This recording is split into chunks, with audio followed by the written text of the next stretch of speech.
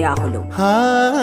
জননী কুলহ তুলে বক্ষে, শান্তনু বাস দেহ তুলে চোখে, কাঁদিছে তব চরণ তলে ৩০ কোটি নর নারী কুল।